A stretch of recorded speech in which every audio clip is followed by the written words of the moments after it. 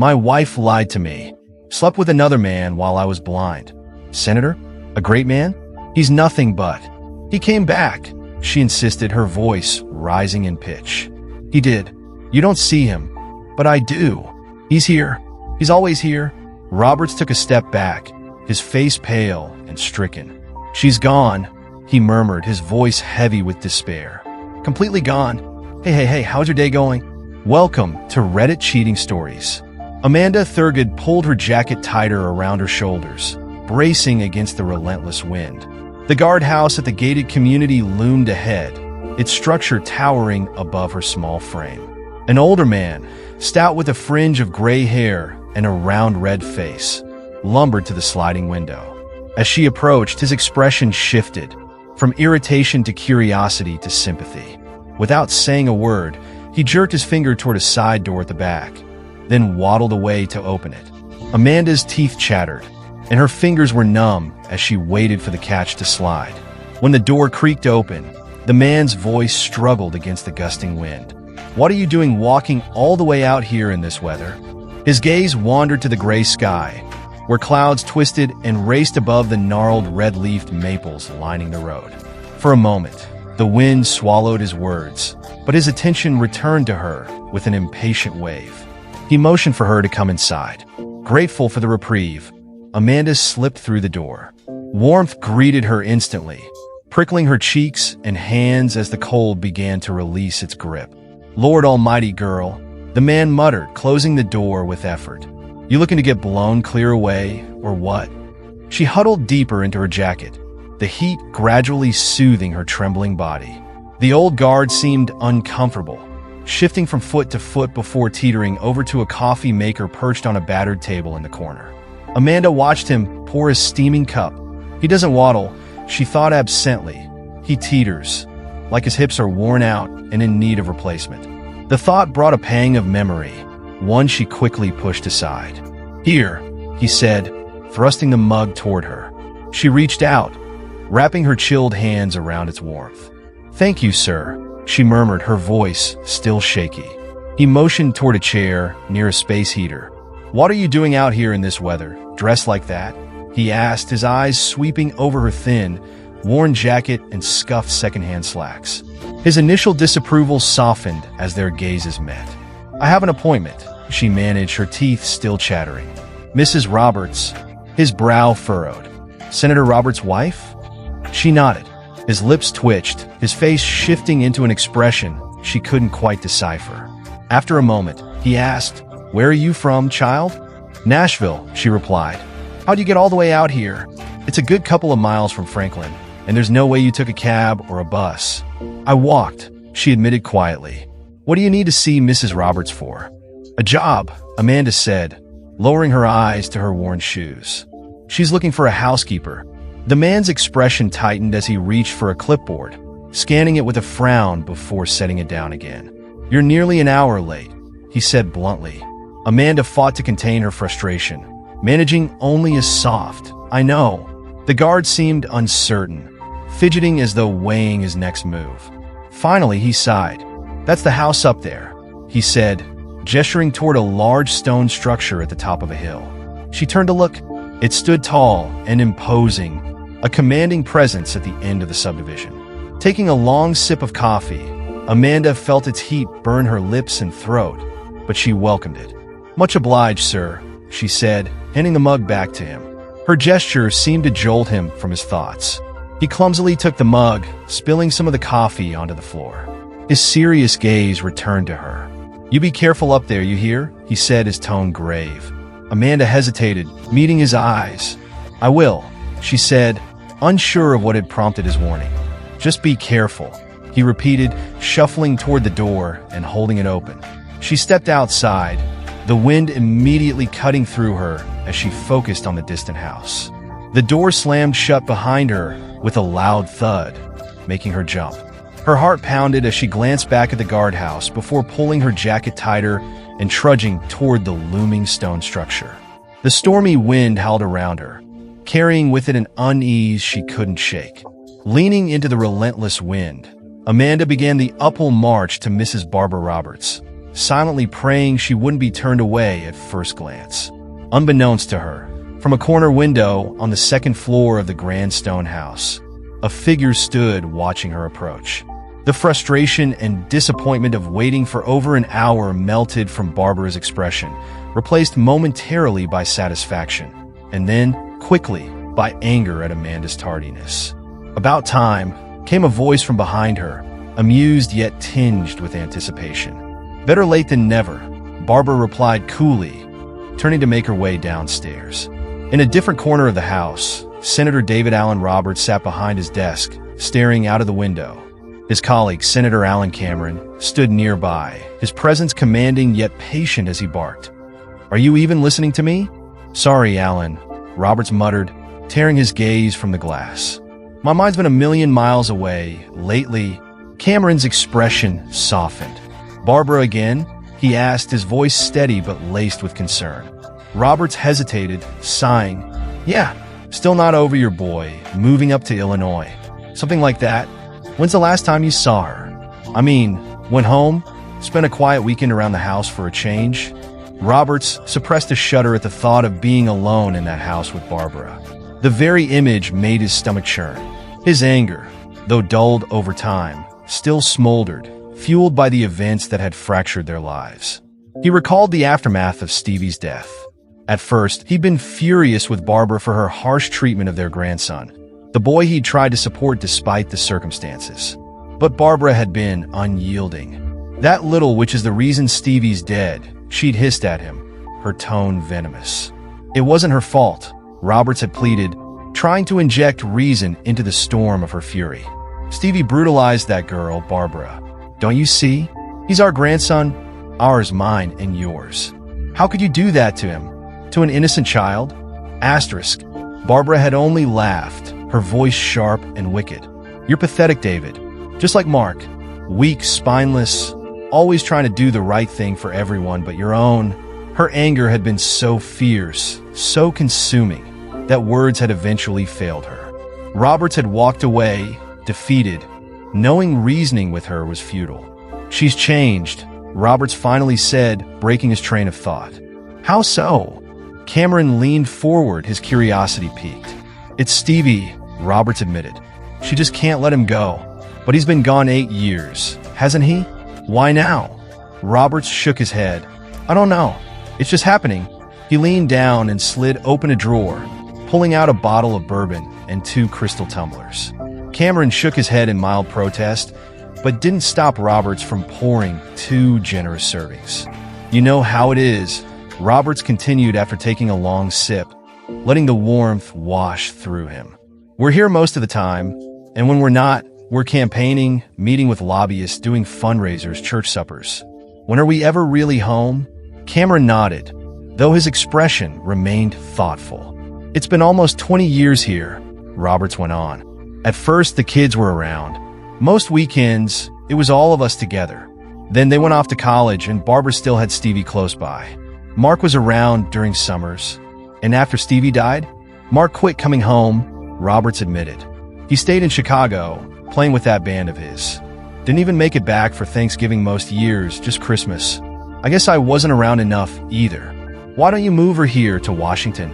Cameron suggested. "Alexandria's beautiful. Countryside's not so different from Tennessee. She won't leave that house," Roberts said, his voice distant. "That's where Stevie grew up.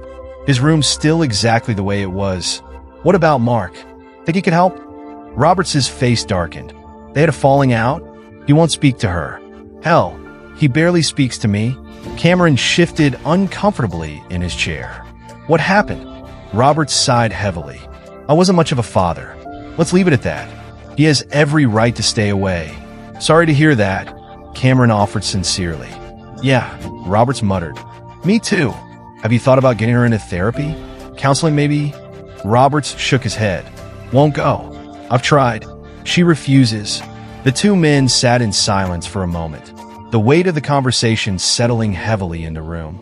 Roberts turned his gaze back to the window, his thoughts still trailing after the family he had let slip away. "So what is it? She won't leave the house anymore? As in, she won't come here?" Cameron pressed. Roberts shook his head. Won't even step outside the front door, Alan, let alone leave the property. Most days, she doesn't even go into the yard. Have you thought about bringing someone in to see her? If she won't go to them, maybe they could come to her. Robert sighed heavily, his shoulders slumping. I've tried. Trust me, it'd be a disaster.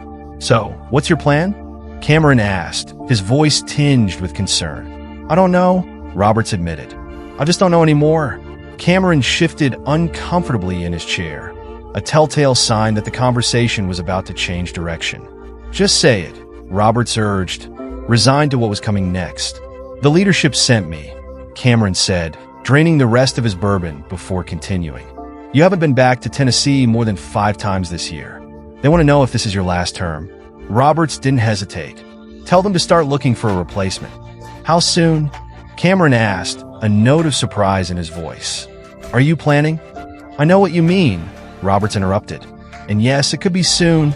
Sorry to hear that, Cameron said, his expression unreadable. Roberts leaned back in his chair. Truelson's second term is up next year. He'll take over, and they'll find someone local. After that, while everything gets expensive politically, personally, Cameron nodded, a glint of understanding in his eyes. I see. You let them know?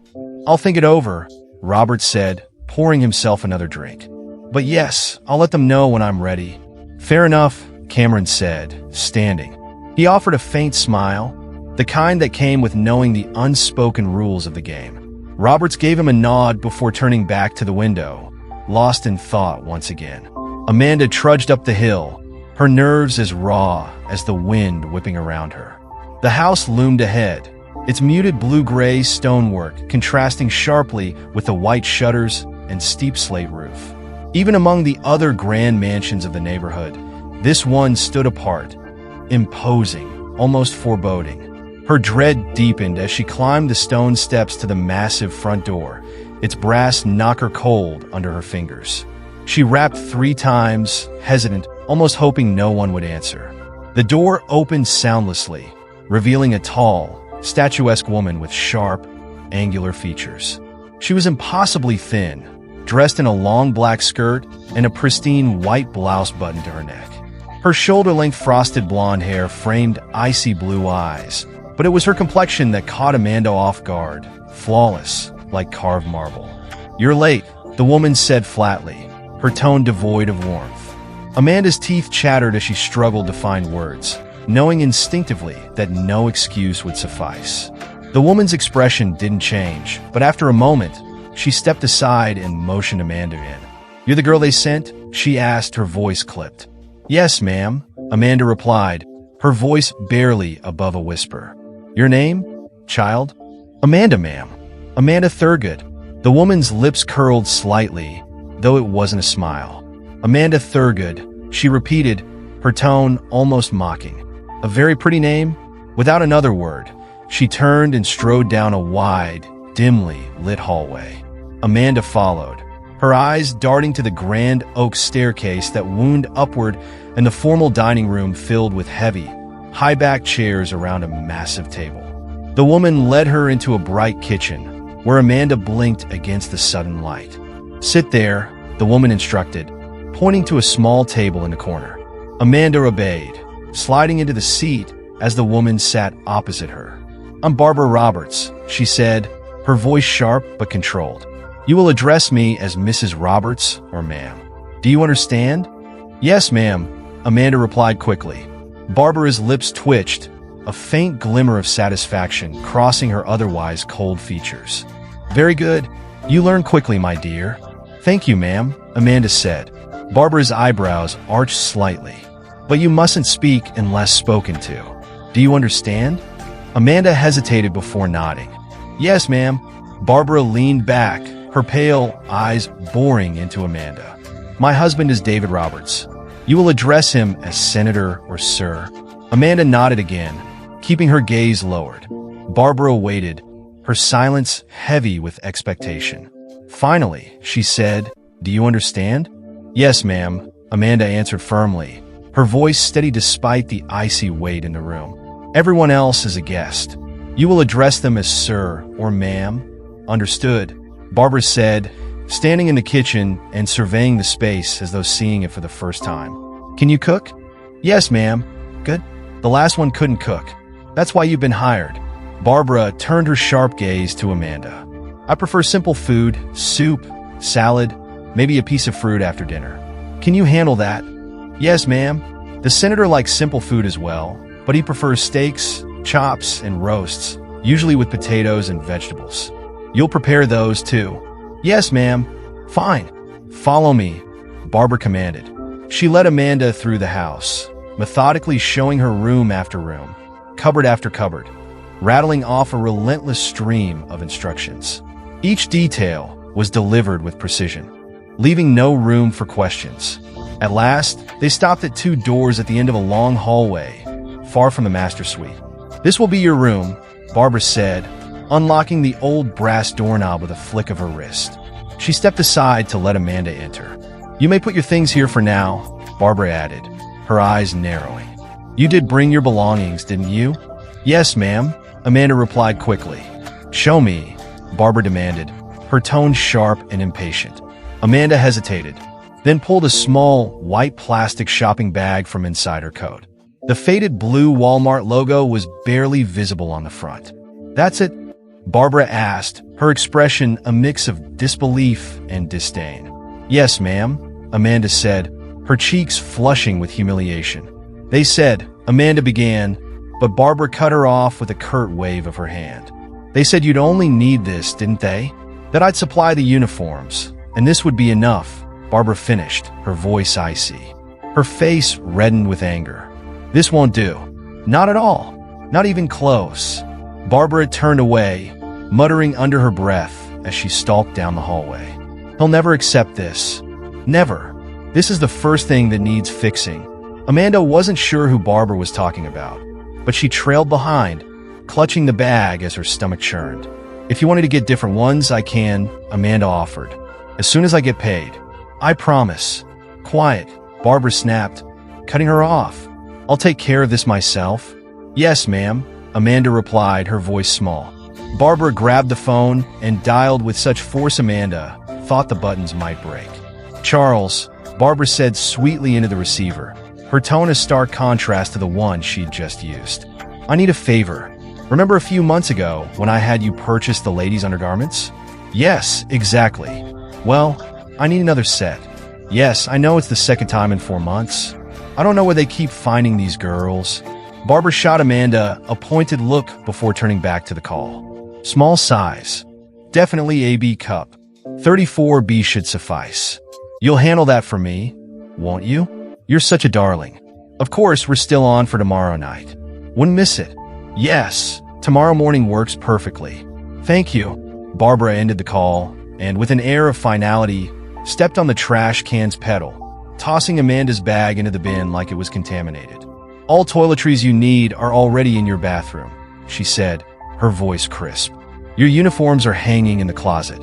New undergarments will be delivered tomorrow morning. Understood? Yes, ma'am, Amanda said, relief washing over her, though confusion lingered beneath the surface. Thank you, ma'am. Barbara's eyes glinted. You can thank me by going upstairs right now and getting into the shower. Wash your hair thoroughly. Scrub yourself properly. Understood? Yes, ma'am, Amanda answered. You may then settle in for the evening. Familiarize yourself with the house. I'll be dining out tonight. There's food in the refrigerator. You may help yourself, but clean up after. You're allowed to borrow books from the library, but you'll return them once finished. No reading in the library. When you're not working, you are to remain in your room or the kitchen. Do you understand all of this? I do. Yes, ma'am, Amanda said, her voice steady. Barbara gave a sharp nod, picking up the mail from the countertop. You may go. Amanda turned to leave, already anticipating the long, hot shower that would chase away the day's chill and tension. But Barbara's voice, colder than before, stopped her in her tracks. One last thing, Amanda. Amanda turned back, her stomach tightening as she met Barbara's icy, piercing gaze. Amanda felt a chill race down her spine as Barbara's icy tone cut through the air. The room across the hall from yours, Barbara said, her lips curling into a tight, twisted expression is strictly off-limits. You are never to enter it under any circumstances. Do you understand? Never. I will know if you've been there. Crystal clear, ma'am, Amanda replied, her voice barely steady. Satisfied, Barbara turned her back, rifling through her correspondence as though Amanda no longer existed. Amanda hesitated, frozen for a moment, before forcing herself to walk away. Every step felt heavy as she left the kitchen, heading toward the stairs and the solace of a long, hot shower. "She's quite pretty," he said, a note of amusement in his voice. "So you're pleased?" Barbara asked, her tone a mixture of curiosity and satisfaction. "Very pleased. She's not too plain, is she? Though she did look like a ragamuffin in those clothes. And that underwear." His nose wrinkled in distaste as he chuckled. Barbara raised a brow.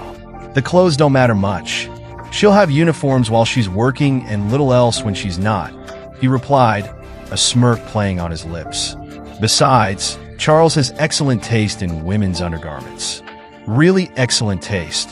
Barbara let a small, sly smile cross her lips. "So, you're satisfied?" "No," he said, his amusement deepening. "What's even better? She's flat broke. Look at her. She doesn't have a penny to her name. Her underwear was probably 4 years old, from Walmart no less. Do their things even last that long?" Barbara chuckled lightly. "Do you suddenly have a taste for the other side of the tracks, dear?" "It doesn't matter where they come from," he replied, his tone turning cold. "What matters is that this one won't be in any position to run off like the last two did. Not for a long time. Maybe not ever." "Exactly," Barbara agreed, her voice steady. "Still, you need to make sure tonight." "Of course," he assured her, his tone gleeful in a way that made Barbara shiver involuntarily. Despite herself, she felt unease at the sadistic edge in his voice, but she quickly buried it. She had no other way to keep him close, no other way to stop him from leaving her like the others had. After her shower, Amanda felt refreshed and warm for the first time all day. She rummaged through the dresser and closet in her room, finding several pairs of soft gray sweatpants and baggy hooded sweatshirts. Pulling them on, she sat on the bed, letting her gaze wander across the sparse room. A knock startled her. Barbara entered without waiting for a response, her expression a calculated attempt at warmth. "Amanda, dear," Barbara said smoothly. "Yes, ma'am," Amanda replied, sitting up straighter. "I forgot to tell you something earlier," Barbara began, looking at Amanda expectantly. Amanda remembered the earlier test and wisely kept her mouth shut, folding her hands in her lap. Barbara's smile faltered for a moment, her expression hardening before it returned to its forced warmth. "I see you found some clothes to wear," Barbara noted, her tone sharp.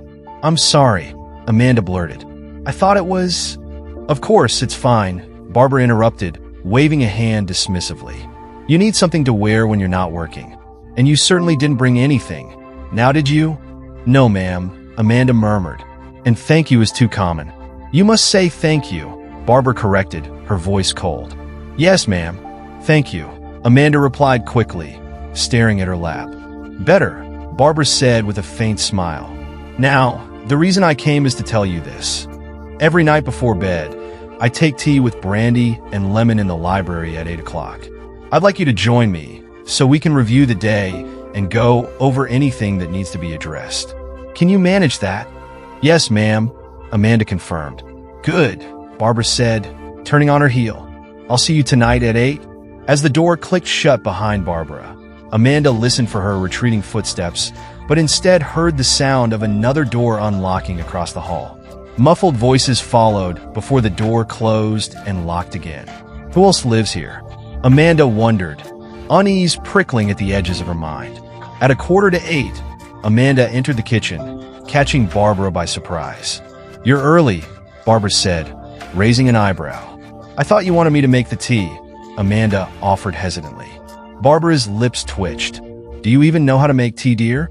"Not really," Amanda admitted, shrinking under Barbara's gaze. Barbara's expression softened slightly into what could almost be called a smile. "Come here. I'll show you." Barbara demonstrated the precise art of making loose-leaf tea, timing the brew to the exact second. Her instructions were exacting, delivered with the sharpness of a drill sergeant. Not a second more, not a second less, Barbara emphasized. Perfect tea. Understand? Yes, ma'am, Amanda replied. Good, Barbara said. Once the tea was ready, she arranged the cups and saucers on a tray with a slice of lemon, handing it to Amanda. Please bring this to the library. Amanda complied, carefully balancing the tray as she made her way. In the library, Barbara gestured toward a chair before settling herself into a deep leather armchair opposite. Amanda poured what she assumed was brandy into each teacup. Here you go, dear, Barbara said, passing a cup and saucer to Amanda before reclining in her seat. You already know what needs to be done tomorrow, don't you? Yes, ma'am, Amanda replied with a tentative smile. Good. Then tonight, I want you to tell me a little about yourself. About myself? Amanda asked, her voice uncertain. Yes, your past. Were you married? Where were you raised? Do you have a family? Things like that. Amanda hesitated, her face flickering with fear before settling into a look of embarrassment. She stared into her tea, her words soft and barely audible. I don't have any family, she began. My folks got divorced, and Daddy ran off with another woman when I was little. Barbara resisted the urge to correct Amanda's grammar, focusing instead on the satisfaction of hearing her story. Haven't seen him since I was about 10 or 11, Amanda continued. Mama passed a couple of years later when I was 13. Cancer took her. Oh, you poor child, Barbara said, masking her satisfaction with sympathy as she sipped her tea. Amanda took a tentative sip, her face twisting slightly. Rub the lemon peel around the rim, Barbara instructed gently. It'll improve the flavor. Amanda followed the advice, taking another sip. This time she smiled. This is very good. You've never had tea like this before? Barbara asked. No, ma'am, Amanda replied. Barbara's smile deepened. This is going to be easy, she thought. Go on, child. What happened after your mother died? My brothers went to live with cousins in Kansas, but they couldn't take me. I stayed with my grandpa in Chattanooga, Amanda said. He did his best, but it was hard. Grandma was gone by then, and he was all alone. Money was tight, and when he got into those black moods, he'd drink. But he tried, I guess. No, dear, there wasn't much choice for either of you, Barbara said, her tone sympathetic. Amanda gulped down the rest of her tea, flushing with embarrassment as she noticed Barbara still had half a cup. Sorry, ma'am, but it's really good, Amanda said, placing the empty saucer on the table beside her. Don't be embarrassed, dear, Barbara said, her tone laced with amusement. You're allowed 2 cups per night. No more, though, or you'll be too tired to work properly the next day. Amanda nodded, visibly relieved. Did you have any boyfriends? A husband? My goodness, how old are you? Barbara asked. I'm 24, Amanda said. And yes, there was a boy, Clint. We were engaged. Her eyes grew distant, and Barbara could see the memories taking hold. We were going to get married, but he joined the army to pay for college. He was smart, but his family didn't have much. Neither did mine. A single tear escaped Amanda's eye, though she seemed unaware of it. Was it one of the wars, dear? Barbara asked softly. Amanda nodded. Iraq. He was supposed to come home in a month. Her voice faltered. Barbara's heart tightened briefly with what felt like genuine sympathy. But then she remembered her purpose. She stood abruptly, picking up her empty cup and saucer. Let me make you another tea, dear. You just relax. In the kitchen, she was greeted by his familiar, sinister grin. She's perfect, he said. Barbara's fleeting sympathy vanished, replaced by a satisfied smile. She sure seems to be. Oh no, he continued, his tone gleeful. This is the best one yet. She's got nowhere else to go. She can't run because she's got nothing to run to. You're pleased? Barbara asked, though she already knew the answer. He rubbed his hands together. Damn straight. We'll start tonight. Don't you think it's too soon? Barbara asked, her voice tinged with hesitation. The key is to start slow, he said, his grin widening. Not too much at first, but enough to set the tone. Once she's used to it, she'll think it's normal. Barbara felt her stomach twist, but pushed the feeling aside. If this was the price of keeping him close, she would pay it. Amanda, now settled in her room, thought she heard muffled voices coming from the kitchen. Curiosity gnawed at her. Slipping off her shoes, she padded silently toward the bright doorway. Barbara spun around, startled. "Oh," she exclaimed, nearly dropping the cup and saucer in her hand. Amanda felt a chill race down her spine as Barbara's tone turned more serious. "What are you doing, child?" Amanda bit her lip. "I wanted to help." Barbara's face softened slightly, her stern expression replaced with a patronizing smile. "No need. I told you I would get it." They returned to the library together. Once again, Barbara added brandy to the tea with her back turned to Amanda. This time, her movements were slower, deliberate, though Amanda didn't take much notice as she waited in silence. "What are you thinking about, dear?" Barbara asked suddenly, looming over Amanda and holding out the refreshed cup. "I'm sorry," Amanda replied, startled. "I was just thinking. Feeling better, I hope?" Barbara asked, her voice deceptively gentle. "Yes, ma'am. Thank you." "You're welcome," Barbara said, casting a quick glance toward the kitchen before settling back into her chair. As she took a sip, Barbara's sharp eyes fixed on Amanda. "This may be a bit forward, Amanda, but I'm going to ask you something important. You may not understand the reasons, so I'll explain first." Amanda nodded hesitantly, nervously rubbing the lemon rind around the rim of her teacup. "As you know, my husband is a very powerful man. With that power comes responsibility. The responsibility to remain above any suspicion. Do you understand?" "I think so," Amanda said softly. "I'll make it clear," Barbara continued. "There can be no scandal associated with the senator. None whatsoever. That includes this house and everyone who lives or works here. Now, do you understand?" "Yes, ma'am," Amanda answered. Barbara took another sip of her tea before leaning forward slightly. "Good, because I would never ask this of anyone unless it was absolutely necessary. Are you still untouched, dear?" Amanda froze, choking on her tea. Shock, embarrassment, and fear flooded her, making her cheeks burn. "You can be honest," Barbara said, her tone devoid of judgment. "This is the 21st century, after all. We just need to know if anything from your past might pose a problem." Amanda relaxed slightly, though her hands trembled as she placed the teacup back on the saucer. "No," she whispered. "I'm sorry, ma'am. Clint and we couldn't wait. We decided not to." "Oh, my goodness, child," Barbara said, her voice laced with exaggerated sympathy. "How long has he been gone?" Amanda's voice wavered. "A little over 3 years. He died about a year and a half ago. There's been no one else." Barbara's face softened, her expression tinged with what seemed like genuine concern. "You must be so lonely." "I get by," Amanda said, her voice barely audible. "I'm sorry this has been so hard on you," Barbara said, her voice surprisingly tender. It was the first time Amanda had heard any trace of warmth from her. "Would you like to call a friend tonight? Maybe your grandfather?" Barbara asked. "He died too," Amanda replied, her voice cracking. "A little over a year ago. His liver." Barbara's sympathetic expression deepened, but Amanda detected something else in her gaze. Something calculating. The phone rang suddenly, breaking the moment. "Pat, this is David," Robert said, his tone cautious. "Long time no see. How are you?" "That's why I'm calling," Pat replied. "Oh yeah, it's Barbara. Have you or Deborah seen her lately?"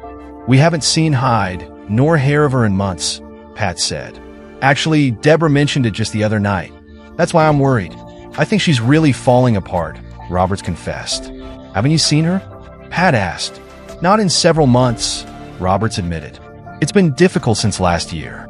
Every time I come home, she just seems to get worse." "What do you mean by worse?" Pat asked. "She's angry all the time," Roberts said. "She makes it clear she can't wait for me to leave. Maybe she should see someone," Pat suggested. "She won't," Roberts said with a sigh. "I've tried." Charleston hesitated. "Listen, David, I know how busy you are, but if Deborah or I can check in on her, we'll let you know how she's doing." "Thanks, Pat," Roberts said. As he was about to hang up, Charleston stopped him. "David, have you heard from them?" Roberts's voice grew quieter. "Not directly. No, we're all hurting, David," Charleston said. "We got to think of something. We can't just give it more time." "I'm not sure what we can do," Roberts admitted. "The ball's in their court. I know it was wrong, David, but your boy got his revenge. Does he really have to take away our only daughter too?" I don't think it's about revenge, Robert said wearily. I think he's afraid. Afraid of letting us back into their lives. Afraid we'll meddle again. Do you think he's wrong? Trulson asked. Roberts hesitated. I don't know anymore. Robert sighed heavily, the weight of his conversation with Trulson lingering in the air as he hung up the phone. Amanda, meanwhile, found herself trapped in the fog of a disturbing dream. Clint hovered over her, his familiar smile unsettling and otherworldly. I told you I'd be back, didn't I? He murmured, his voice dripping with nostalgia and something darker. But you were gone for good, Amanda whispered, confusion and longing mingling in her tone. I told you we'd be together forever, Clint said. His fingers brushed against the thin fabric of her shirt, sending shivers across her skin. Only Grandpa calls me Amanda, she corrected, her voice trembling.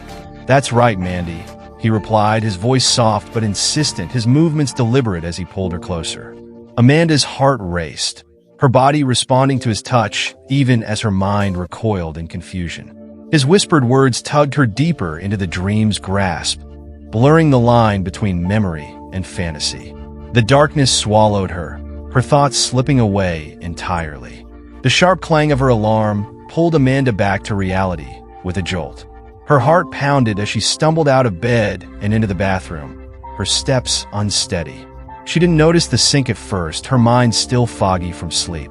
But then, as she sat down, a gasp escaped her lips. The smoothness of her skin, bare and exposed, was unmistakable. Her eyes darted to the sink, where her razor lay beside a small bottle of lotion and the damp remnants of hair. Her breath caught as fragments of the dream surged back into her mind. Clint's smile, his touch, his voice, it had felt so real. Yet, as her rational mind struggled to regain control, she recalled past instances of sleepwalking, odd moments that blurred the lines between waking and dreaming. A wave of relief washed over her as she whispered to herself, it was just a silly dream. Sleepwalking, that's all. She glanced down again, tentatively touching her skin. A wry smile crept across her face.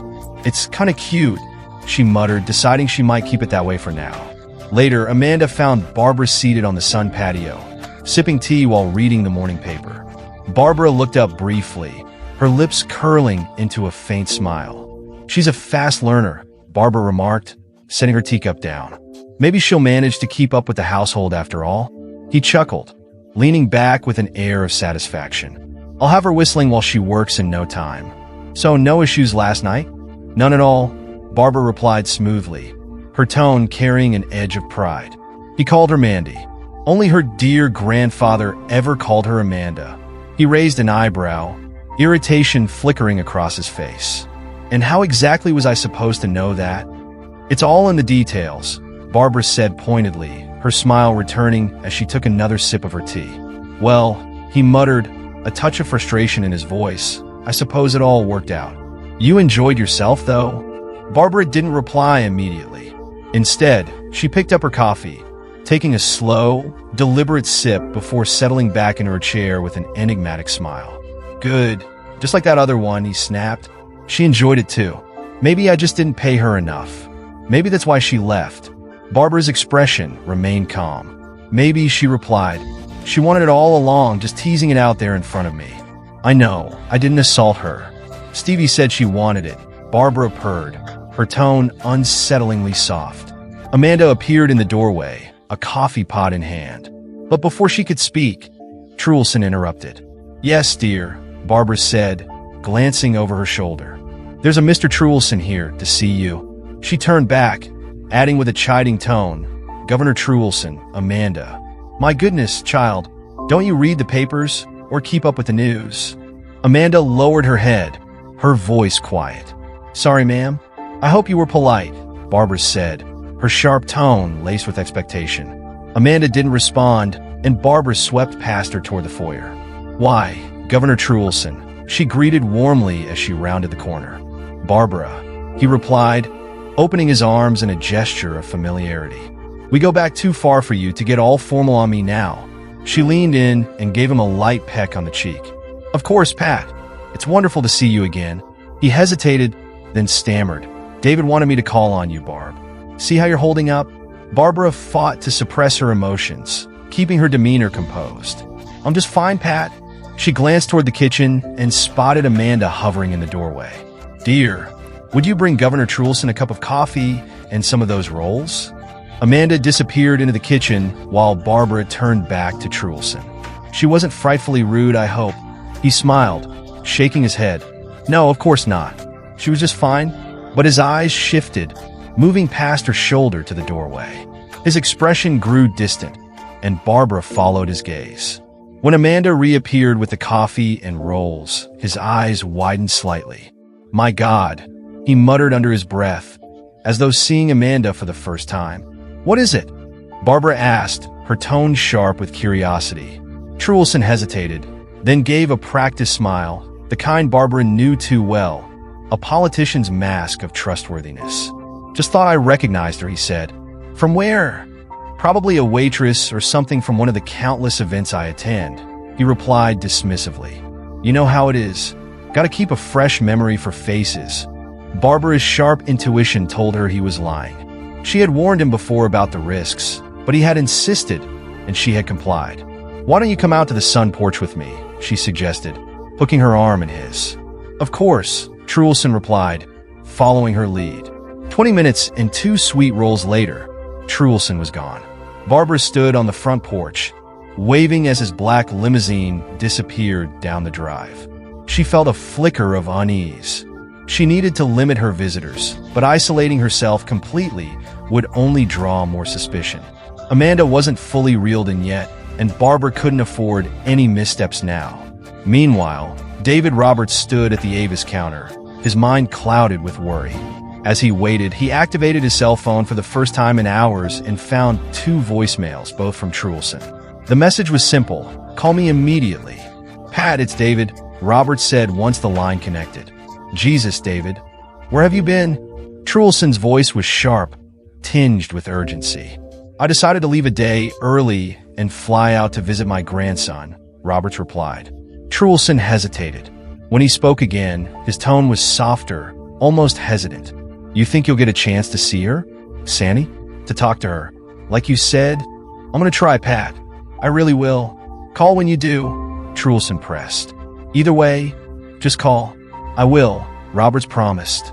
A heavy silence lingered on the line until Roberts prompted, "You said to call." "Oh, right," Truelson said, his voice suddenly edged with unease. "I visited her this morning like I said I would. Dropped in unannounced. She's edgy, that's for sure." "Edgy how?" Roberts asked. "Like she couldn't wait to get rid of me," Truelson explained. "That's how she's been with me too," Roberts said, sighing. "Except she's also been angry. Really angry." "I didn't get that," Truelson admitted. "She was pleasant enough. Polite. But there was something else, like she had somewhere to be or something to do. She wanted me gone." Roberts exhaled slowly, the weight of the conversation sinking deeper. "Yeah," he murmured. "That sounds about right. Was there someone else there?" "That's the weird part, David. She's hired another girl, a maid, I think. She wants that now, someone to keep her company." "How so?" David asked. "I didn't really notice it with the first 2, but with this one, it's unmistakable. Then I remembered the other 2 she's had over the past year. It's definitely strange." "What did you notice?" David asked, his voice measured, though he was afraid to hear the answer. "They all bear more than just a passing resemblance to Sandy," Truelson said. "Not exactly like sisters, but they all have the same look, short blonde, sort of perky in that high school cheerleader way. And all around the same age Sandy was when Stevie died." David stepped out of line, needing a moment to process this. He made his way to a quiet corner of the terminal, trying to remember what the maid had looked like the last time he'd been home. He'd only met one of them and hadn't even known Barbara was now on her 3rd maid in the past year. Apparently, she'd been keeping more from him than he'd realized, and he'd been content to leave it that way. "You still there?" Truelson asked. "Still here," David replied. "When did the second one leave?" "I'm not sure.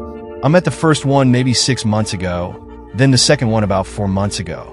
That time we dropped by when you were in town. Have there been others?" "Not a clue. Still, you've got to admit it's pretty weird. Yet to say the least," David muttered. "I think it's important now more than ever to sit down with Mark," Truelson said. "You think he'll talk to you?" "I can only pray," Truelson replied. "Goes for both of us." David said.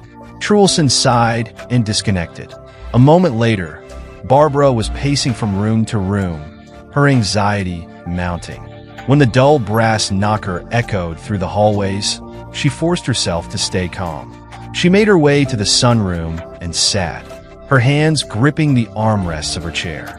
A moment later, Amanda appeared in the doorway. Mr. Truelson is here to see you, ma'am. Barbara exhaled in relief but straightened herself before nodding. You may show him in? Amanda disappeared, returning moments later with Charles Truelson in tow. Charles, Barbara greeted, standing and craning her neck as he entered. He smiled too broadly, kissed her cheek a moment longer than necessary, and said, Barbara, my dear, sorry I'm so late. Barbara forced a smile to hide her irritation. And I thought you'd forgotten your promise. Never, he said, holding up 2 shopping bags with a raised brow. Barbara accepted the bags, her annoyance fading slightly. She noticed his gaze follow Amanda as she left the room. When his attention returned to her, the faintest trace of a leer lingered. She's very beautiful, he commented. Oh, Barbara replied, looking through the apparel in the bags. I hadn't noticed. His amused tone irritated her. I have no idea what thoughts are running through your head, Charles, but I assure you, I only want the young lady properly attired and comfortable. Of course, he said, though his expression revealed his intrigue. Excusing herself, Barbara walked toward the main hall and called, Amanda, come here, please. The girl appeared seconds later. Yes, ma'am. Here, Barbara said, handing her the bags. Take these to your room. Change into one of the sets while you're up there. They're all matching. Amanda peeked into the bags, her eyes widening as she saw the contents. She stammered, yes, ma'am. But first, Barbara continued, go to the sunroom and thank Mr. Truelson for picking them up for you. Amanda's cheeks flushed crimson. She nodded hesitantly and walked toward the sunroom. Upstairs, Amanda spread the undergarments across her bed. There were 8 sets, all silky, skimpy, and lacy. Nothing like anything she'd ever owned before. She ran her fingers over a bright red bra and panties, baffled. Her old underwear had been plain and worn, but this was something else entirely. It felt strange, unsettling, even a little inappropriate. She tried to push the unease aside. Maybe this is just how things were done in houses like this. Or maybe it was something more. Amanda unbuttoned her blouse, sliding off her graying bra and replacing it with the yellow silk one from the bag. The fabric felt luxurious, exquisite in a way she'd never experienced, except perhaps during Clint's tender touches. She quickly banished the thought, but a warmth spread through her as her body responded to the smooth fabric. She slipped out of her pants and pulled on the matching yellow silk bikini. Approaching the mirror, she took in her reflection. Her eyes widened at the sight of her figure transformed by the elegant lingerie. Her small frame now accentuated in a way she hadn't expected. Her mind wandered to Clint. If only he could see me now, he'd be so turned on. Without realizing it, her fingertips grazed the silk, sending a shiver through her. But a sharp knock on the door startled her, yanking her back to reality. She stepped away from the mirror, hastily buttoning her blouse just as Barbara Roberts entered the room. Barbara's arched eyebrows and slight, knowing smile made it clear she had seen through Amanda's reaction. So, you like them? Barbara asked. Yes, ma'am. Thank you, Amanda replied, her voice shaky. I'm glad, Barbara said. Amanda quickly reached for her gray slacks to cover herself, but Charles's earlier comment about her beauty echoed in her ears. Barbara's inscrutable expression softened briefly before she continued, her voice tinged with something Amanda couldn't place. Charles has insisted I join him for dinner tonight.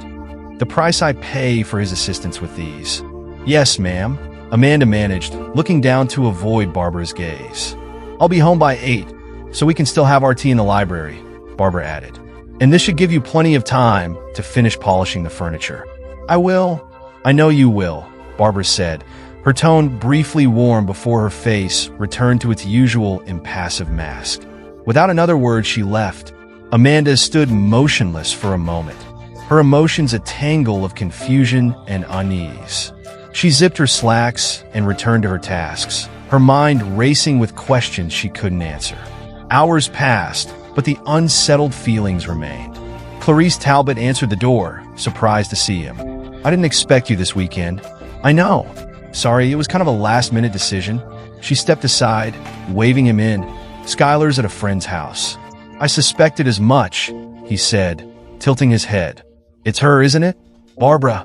Clarice gave a slight nod, her expression tightening. "I think she's completely unraveling. If she hasn't already. When's the last time you saw her?" "A couple of months ago. You can't keep avoiding her, you know. Sooner or later, you'll have to confront it. And the longer you wait, the worse it'll get." "I've been thinking about that," he admitted, following her inside. She motioned for him to sit, and though he hesitated, he eventually lowered himself into a chair. "You can talk to me," Clarice said, settling into the love seat across from him. "I'm doing a lot better now, thanks to you and to Mark and Sandy. None of what happened was your fault, what Stevie did to me. But you've all stepped up. It means a lot to Skylar, too. He's happier now than I've ever seen him." Her warmth eased some of his tension, though the weight of his thoughts still bore down on him. "It's all guesses and half-baked psychology on my part," he began. "But I think she's regressing to the time when Stevie died. I think she snapped and hasn't been able to face what really happened." Clarice's jaw tightened at the mention of Barbara blaming Stevie's death on her, but she held her composure. He noticed her struggle and softened his tone. "I didn't say it made sense. None of it does. But I think that's why she acted the way she did. Why she pushed you away. You were a reminder of what she couldn't face." Clarice nodded slowly, her expression a mix of understanding and unresolved anger. "And now, he hesitated, glancing away. "Now, I'm not sure what to do. I think I need to sit down with Mark and Sandy. It's the only way forward. You think Mark will talk to you?" "I can only hope," he said, his voice heavy. Clarice offered him a small smile of encouragement, though the sadness in her eyes mirrored his own. Amanda zipped up her slacks and returned to her chores, the silk undergarments a constant reminder of the strange dynamic in the house. 3 hours later, she was no closer to making sense of her swirling emotions. Barbara paced the sunroom, her nerves fraying. When the brass knocker echoed through the hall, she forced herself to remain composed, though her hands trembled slightly. Moments later, Amanda entered. "Mr. Truelson is here to see you, ma'am." Barbara exhaled a shaky breath. "You may show him in." Amanda returned with Charles Truelson in tow. Barbara rose to greet him, tilting her neck to meet his gaze. "Charles," she said, her voice smooth despite her inner turmoil. "Barbara, my dear," he replied, kissing her cheek in a way that lingered too long. "Sorry I'm late." Feigning a pout, Barbara replied, "I thought you'd forgotten your promise." "Never," he assured her, handing over 2 shopping bags. Barbara accepted the bags, but her sharp eyes caught his lingering gaze on Amanda as she exited the room. When his attention returned to her, his expression was smug, almost predatory. "She's very beautiful," he remarked. Barbara's voice turned cool. "I hadn't noticed." His smirk deepened, but Barbara cut him off.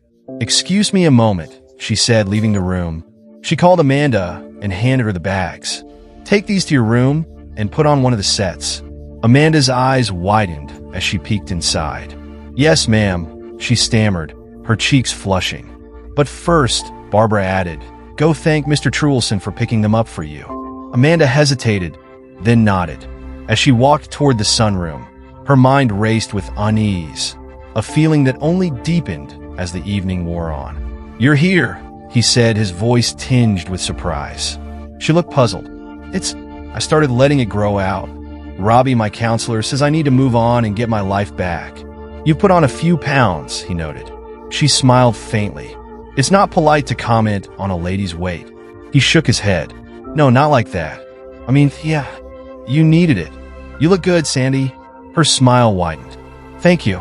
He spent the next 10 minutes detailing his conversation with Truelson and the growing concerns surrounding Barbara.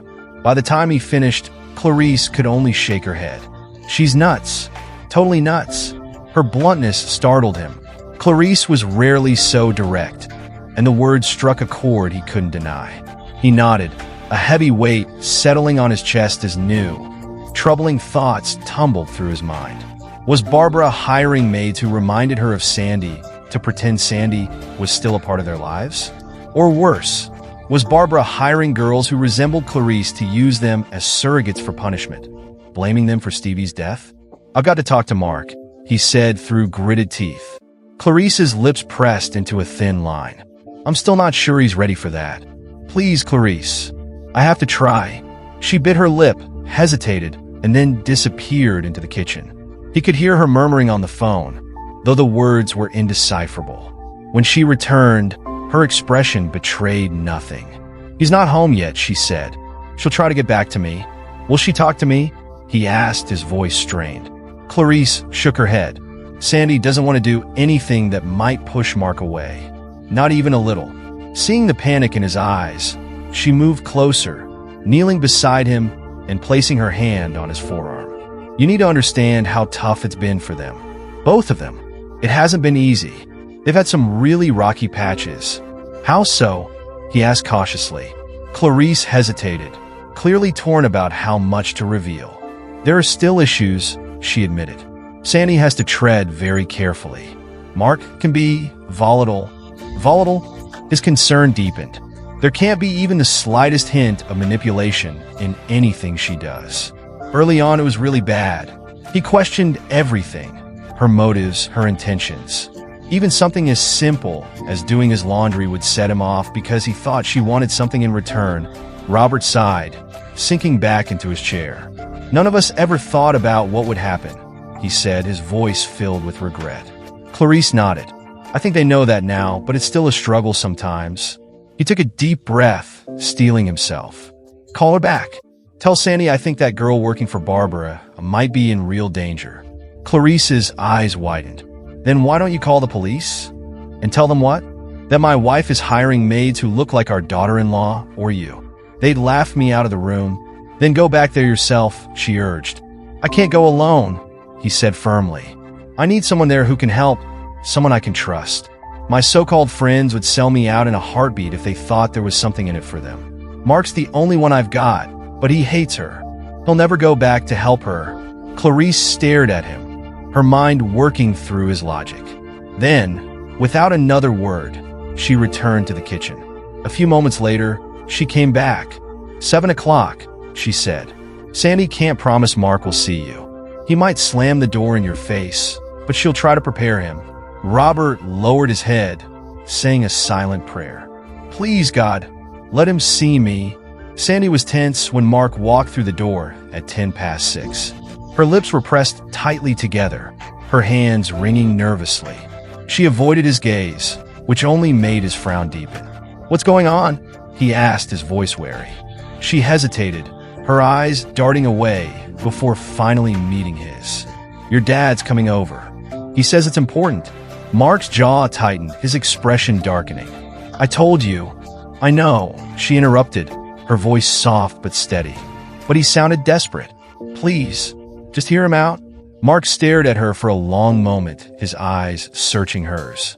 Finally, he sighed and turned away, his voice gruff. "I'm not promising anything." Sandy nodded, relief flickering across her face. "That's all I'm asking." "What is it?" he asked, his voice sharp with irritation. "Your dad wants to see you," Sandy replied, her voice tight. "Is that all?" Mark shot back, tossing his briefcase onto the chair by the door and walking toward the bedroom to change. As he neared the doorway, he called back over his shoulder, telling the answer is no. A moment later, Sandy appeared in the bedroom doorway, her gaze fixed on the floor. "I think you need to see him," she said softly. Mark sighed deeply, his frustration evident. Turning away from her, he reached into the closet for a pair of jeans and a t-shirt. "I don't need this right now," he thought. "Just when everything's getting better, just when we're almost back to normal, this happens." "A girl may be in danger," Sandy said hesitantly, her voice barely above a whisper. "A girl your mom has working as a live-in maid." Mark snorted. "Anyone within 50 miles of that house is in danger," he said. "That place is toxic, Sandy. Everyone there is toxic." Turning, he saw the tears streaming down Sandy's face. His expression softened immediately. Crossing the room, he took her in his arms. These people aren't our problem anymore, babe, he said gently. They're just not. Sandy's voice trembled as she whispered, I'm sorry, Mark. I really am. He lifted her chin with his fingers and kissed her, tasting the salt of her tears. Seeing the fear and hesitation in her eyes, he softened further. Say it, he urged. She shook her head, and he pulled her closer, whispering, I won't be mad, Sandy. I promise. We need to get past this, both of us. Sandy clung to him, her body tense. After a long silence, just as her muscles began to relax, she spoke in a voice so faint he had to strain to hear her. The girl, Sandy said finally, your mom is hiring girls to live with her who look like me and Clarice. Mark froze, his mind reeling. He pulled back slightly to study Sandy's tear-streaked face, the fear etched in her expression. Her glistening, pleading eyes broke something in him, and he nodded slowly. Okay, he said, let's sit down and figure this out. The three of them sat around the small kitchen table. Mark opposite his father, Sandy at Mark's side. Mark's face was a mask of anger and suspicion as he leaned forward, his gaze locked on David. Just tell me what you know, how you know it, and what you think I could do about it, Mark snapped. David hesitated, glancing between his son and Sandy before taking a deep breath. Fair enough, he said. Over the next 15 minutes, he explained everything that had transpired since their last conversation 11 months prior. When he finished, Mark leaned back in his chair, his expression a mixture of disbelief, revulsion, and reluctant curiosity. That's it? Mark asked, his tone sharp. David shook his head. I spent the afternoon tracking down one of the girls. Her name's Belinda Wasserstein. She's still working for the agency that supplied the other two. I tried calling her, but when she answered and I mentioned Barbara, she screamed and hung up. Now she won't take any of my calls. Mark snorted. Maybe Mom was just a nightmare boss, as usual. God knows I couldn't work for her. David leaned forward, his voice low and serious. It wasn't just anger, Mark. That girl was scared. I know fear when I hear it. And she was terrified. Mark frowned, his skepticism evident. He stood, walked to the counter, and grabbed his phone. Handing it to Sandy, he said, call her. See if you can get her to talk. Tell her someone might be in danger. Maybe she'll open up to you. Sandy nodded, her expression uncertain but determined. David read out the number, and Sandy dialed. She took a deep breath before pressing the call button. Miss Wasserstein, Sandy said firmly when the call connected, please don't hang up. I think a young girl's life might be in danger. There was a long pause, the silence stretching taut. Then a faint, hesitant voice came through the line. Sandy's shoulders relaxed slightly, and she continued, her voice calm and steady. My name is Sandy Roberts. Barbara Roberts is my mother-in-law, and we're worried she's hiring girls like you. We need you to tell us what happened while you worked for her. Can you do that? Sandy asked gently. After another agonizing pause, Belinda's voice finally broke through the speaker. Sure, she said. Sandy smiled in relief, pressing a button on her phone to activate the speaker. She placed it in the center of the table, and all three of them leaned in closer. Can you hear me okay? Sandy asked. Yes, Belinda replied, her voice faint and distant. I can hear you fine. Belinda, can you just tell us what happened while you worked for Mrs. Roberts? Why did you leave? Sandy asked, her tone both firm and soothing. I don't know. I just don't know. Belinda responded, her voice trembling.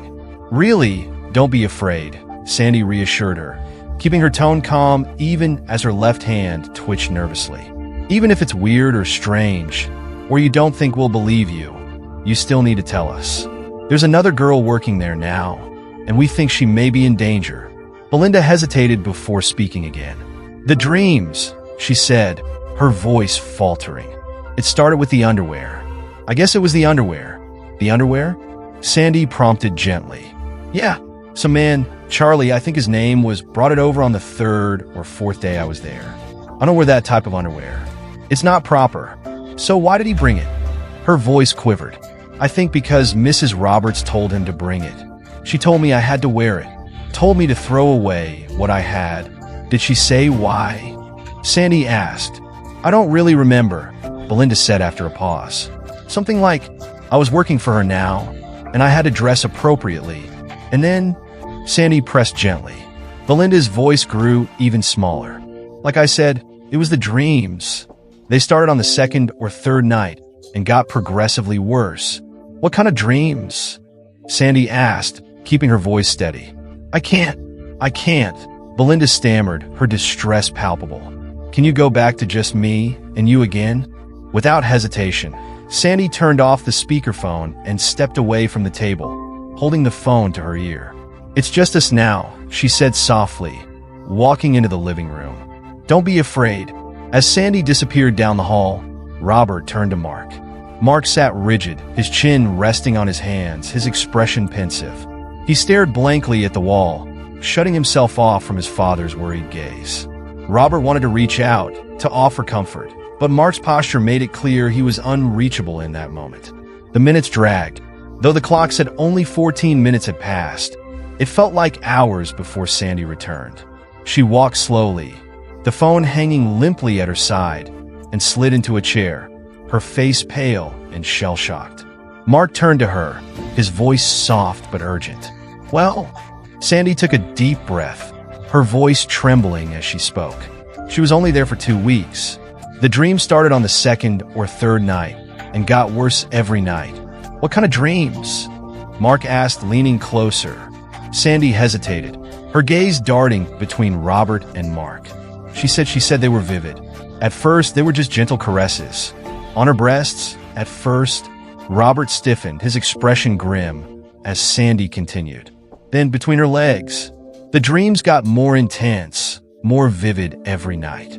She'd wake up and touch herself, look at herself in the mirror. She thought they were just racy dreams, memories of past lovers. Mark reached out to take her hand, and then he asked softly. Sandy flinched at his touch, pulling her hand back abruptly, her eyes flashing with anger before filling with tears. Mark froze, his hand hovering in the air, unsure what to do. She woke up one morning, Sandy said, her voice breaking. She was swollen, bruised, aching, bleeding.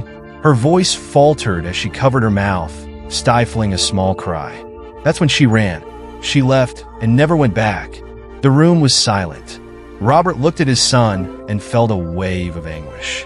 Mark's expression was a mixture of astonishment, shame, and sorrow. Sandy suddenly pushed her chair back and ran from the room, a stifled sob escaping her lips as she disappeared toward the bedroom. Mark slumped forward, his head in his hands, overwhelmed. Robert sat back, his heart heavy as the weight of everything settled over them. Amanda was having the dream again, but this time it was much more vivid and intense.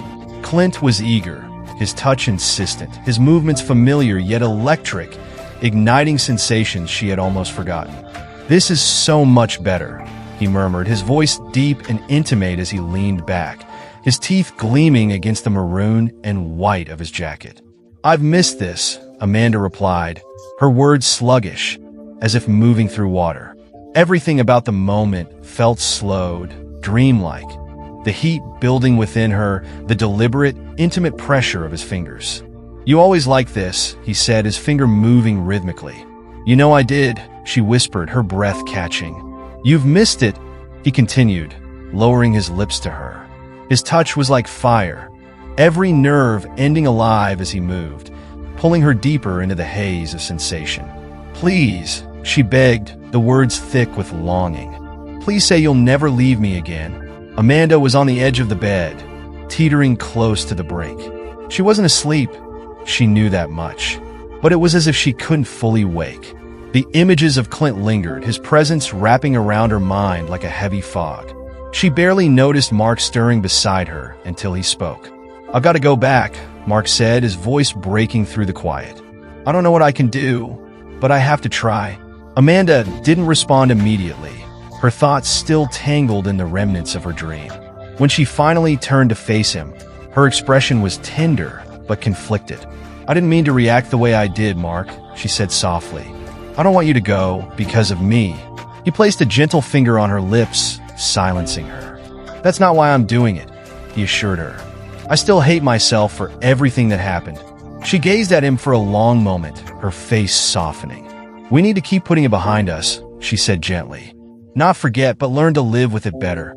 "I thought we were doing pretty well," Mark said, his hand brushing against her shoulder.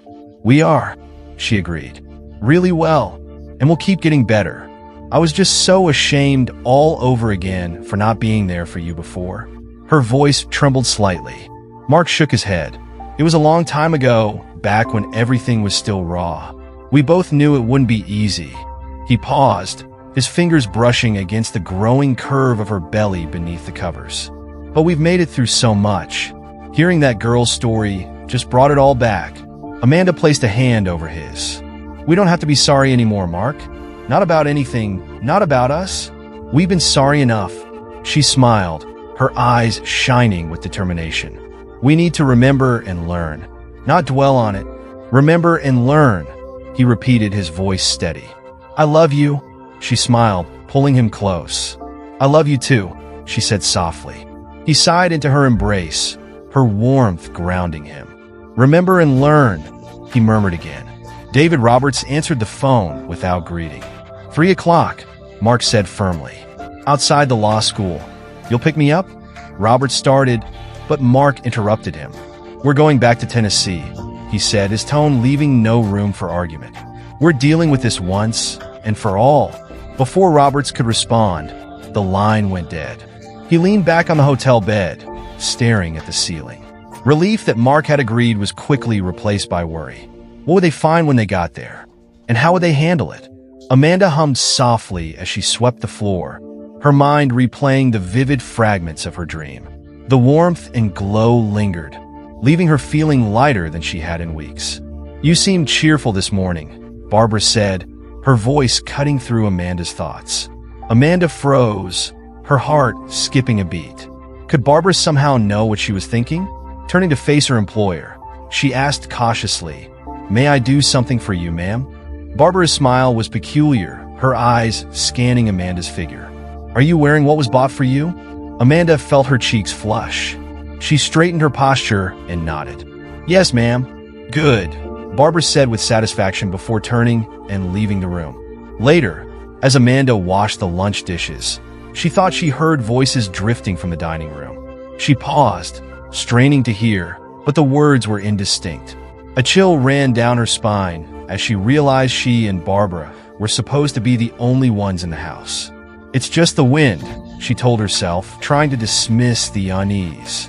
But deep down, she knew better. "He's ahead of schedule," Charles said, his grin wide and genuine. "How so?" Barbara asked, her tone sharp. "He wants it," Charles replied, leaning back in his chair with an air of triumph. Barbara gave him a disapproving glare, her lips tight. "Control yourself," she snapped, but his grin only widened. "She's ready," he said confidently. "Soon, she won't even realize what's happening." Amanda was having the dream again, but this time it was far more vivid.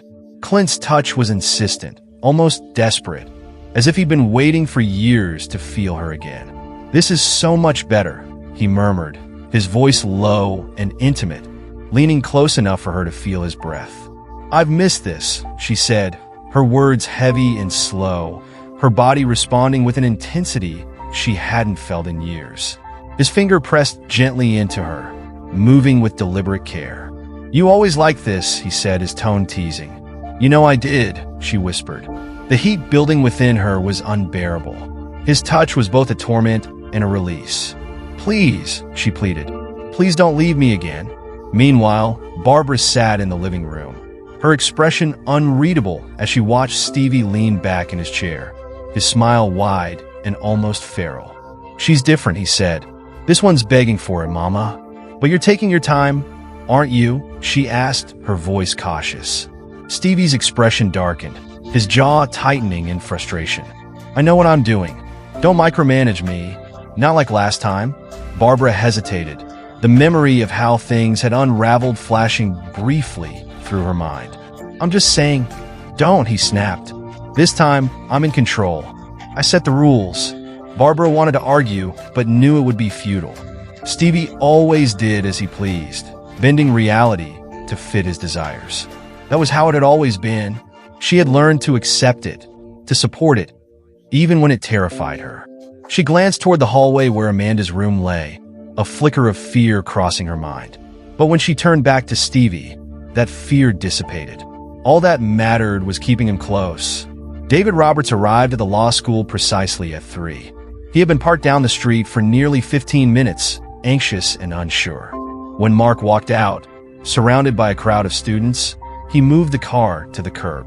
Without acknowledging Roberts, Mark tossed his duffel bag into the car and climbed into the passenger seat, his face set in a stony expression. "Let's go," Mark said curtly, his voice devoid of emotion. Those were the last words he spoke for almost 2 hours. The silence in the car was oppressive, but Roberts didn't dare break it.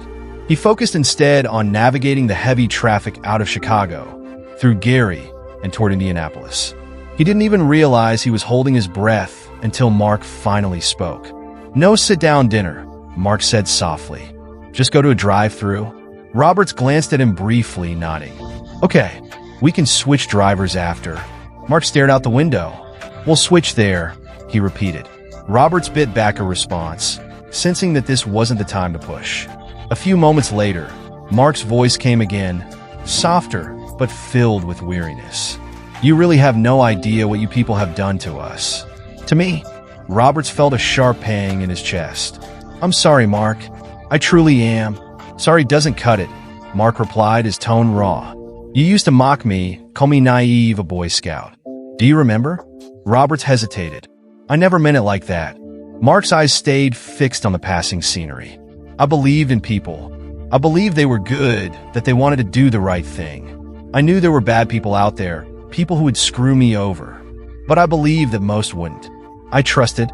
His voice faltered, and for a moment, Roberts thought he wouldn't continue. But then Mark shook his head, as if dismissing his own hesitation. "I didn't care if some people tried to screw me over," he said quietly, almost to himself. "It didn't matter, because I knew I was doing the right thing." Roberts clenched the steering wheel tighter, his knuckles white. He wanted to say something, anything, to take away the pain in his son's voice, but he couldn't find the words. All he could do was drive, hoping that the road ahead would bring answers, or at least some form of resolution. "I never cared if someone screwed me over," Mark began, his voice calm but heavy, because, well, if they weren't family or a really close friend, how bad could they really screw me over? A couple of bucks? So what? Take it. He paused, staring out the car window, his reflection in the glass distorted by the passing lights. But this was family, Dad. And it was more than a couple of bucks. Way more. It was everything. David Roberts tightened his grip on the steering wheel, but stayed silent, sensing his son wasn't done. "You know, the last time you saw us, me and Sandy, almost a year ago, you probably thought, well, they're happy again. At least everything's fine now." Mark's voice carried a bitter edge. Roberts nodded slightly. "Yeah, I was relieved, at least." "We were all a bit quick to jump to that conclusion," Mark said. "It wasn't fine. A month later, it all started. Sandy wanted to move to a nicer place, but I didn't want to. I just wanted to relax, you know? Keep settling down." Roberts glanced at him, but said nothing. "Then I started thinking she was manipulating me again," Mark continued. "Anything she did, I thought it was just to get me to agree to move. And you know what's so bad about that?" He laughed, but it was hollow. "I never thought about her manipulating me before. And I mean ever." Mark leaned his head back, staring at the ceiling of the car. "Before, I wouldn't have cared. If it made her happy, I would have gone along with it. It wasn't a big deal. But now I saw it as evil. Like she was scheming against me instead of just wanting something simple. And you know what I did, Dad?" Roberts shook his head slightly. "I told her to go to hell. Those exact words. Told her if she didn't like it, she could leave." Roberts took a deep breath. "That must have been difficult." Mark scoffed. "Difficult? Try impossible. But you know what she did? She just nodded and dropped it. And then every little thing she did, I saw as manipulation. If she made me dinner, I thought it was to butter me up. It didn't matter if we both wanted the same thing. I was dead set against it just because it was her idea. It was stupid. It was cruel." He let out a long breath. "And that's when I became the exact thing you always accused me of being, Dad. A total scum-sucker. Just like you, and Mom wanted—" "Mark, that's not fair," Roberts began, but his son cut him off. Don't lie to yourself. You saw kindness as weakness. You did. And when I wasn't like you, you hated it. Roberts tried to steer the conversation back. How did you get past it? Mark's voice faltered, his anger giving way to something heavier. I hurt her, he admitted. I hurt her in ways I can't even say out loud. I was so consumed by anger that one night, when she came to me, I decided that if she was going to use intimacy to manipulate me, I'd make her pay for it. Roberts' stomach twisted as Mark's voice cracked. Afterwards, she was sobbing. Mark said, his tone barely above a whisper. She wouldn't come near me. She locked herself in the bathroom, crying for hours. And I sat on the edge of the bed, wondering what the hell I'd become. I apologized, but she wouldn't even look at me. She was afraid of me, Dad. Afraid. She'd leave the room if I was in it. Roberts felt tears sting his eyes. He blinked rapidly, trying to keep the road ahead clear, but the image of his son's anguish blurred everything. A month later, Mark continued, his voice steadier now. I sat her down. I told her I'd get counseling. We'd get counseling. That we'd fix this together. And you know what she said? Roberts shook his head. She said she wasn't sure she wanted to stay. That I wasn't the Mark she'd fallen in love with. That I'd become someone else. Angry, paranoid, upset all the time. He paused, his voice thick with emotion. And she was right. So, what did you do? Roberts asked quietly. I made an offer on the house she wanted, Mark said, laughing bitterly. Thought it would fix everything. But she refused. Said she'd never move there because I'd always think she tricked me into it. Would you have? Roberts asked, already knowing the answer. Mark nodded. Yeah, probably. But at least I tried. And I think that's why she didn't leave. She saw that I was willing to fight for us. He let out a long sigh. It wasn't easy. I had to work hard, really hard, to keep my anger in check. But slowly, things started to get better. We started touching again, holding hands, kissing, and then she got pregnant. Roberts' eyebrows shot up. Pregnant? Yeah, Mark said, a small smile breaking through his somber expression. I asked her if we were good enough to have a baby, and she said yes. So we're trying, Dad. We're really trying? She said no, we weren't. Mark began, clearing his throat and glancing at his father. That was my last test, Dad. I don't think she even knew it, but I tested her on having a baby. Roberts tilted his head slightly. How so? If she'd said yes, Mark explained, I know she was just figuring that a baby would tie me to her forever. Give her the upper hand again. He paused, letting the weight of his words sink in. But when she said no, I realized she really wanted to work on the marriage, to get it back on track. Roberts nodded slowly. Exactly. Mark chuckled bitterly. Pretty crappy thing to do, I know. Testing her like that. But if she'd given in to what I knew had been her dream before, I'd have held it against her. Somehow, I'd see it as a sign she was cheating me. How messed up is that, huh? Can I say something? Roberts asked. Yeah, I know what I said before, son. Roberts began cautiously. About how I saw you back then. I was wrong, way wrong. I really liked the old Mark. A lot better. Mark's gaze dropped, his voice softening. Yeah, me too. In her room, Amanda changed out of her uniform into a pair of sweats and a t-shirt. She paused, hearing the faint click of the lock on the door across the hallway. Moments later, Barbara's familiar footsteps slipped into the room across the hall, followed by soft whispers and muffled chuckling. Amanda froze, unsure of what to do. A moment later, the door across the hall closed without the lock resetting. Then came Barbara's knock at Amanda's door. Amanda, Barbara called before stepping in. Yes, ma'am, Amanda responded, tugging at her sweatpants to ensure she looked presentable. Barbara's eyes flicked to the glimpse of silk panties peeking above Amanda's waistband before meeting her gaze with a pleased smile. I'll be going shortly. Charles is taking me to dinner at the club. You enjoy your free time, and I'll be back in time for tea. Yes, ma'am, Amanda said. Barbara left with the usual air of superiority, closing the door behind her. 15 minutes later, Amanda heard the front door close as Barbara left. Slowly, curiosity got the better of her. She crept to the door across the hallway, pressing her ear against the wood. Hearing nothing, she knocked lightly, standing back in case anyone inside answered. Silence. She knocked again, her voice trembling. Hello? "Sir?" Still no response. Heart pounding, Amanda turned the doorknob and eased the door open inch by inch. Her muscles tensed, ready to dart back to her room if necessary. When no sound came, she slipped inside, flipping the light switch just inside the door. It was a boy's room.